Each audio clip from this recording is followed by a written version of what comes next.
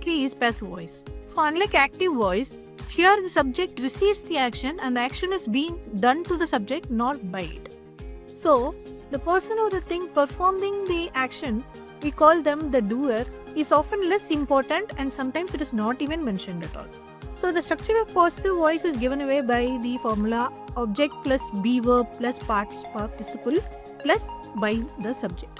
So you'll see words like is, was, where all these are followed by the past participle. So let's take some examples.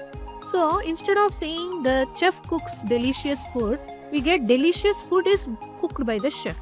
Instead of saying Ram is playing cricket, we are writing as cricket is played by Ram. So in the passive voice, the focus is on what receives the action and looks at the visual example for getting more knowledge. So the cake is baked by the baker. So the focus is on the cake, the item receiving the action, not the baker who is the doer. So passive voice isn't a mistake. It is a tool that we use to emphasize the receiver of the action or when the doer is obvious or unimportant. So let us check some examples. The ball was kicked by the boy. So to active voice, we have to write as the boy kicked the ball. So for example, another thing, homework is done by me.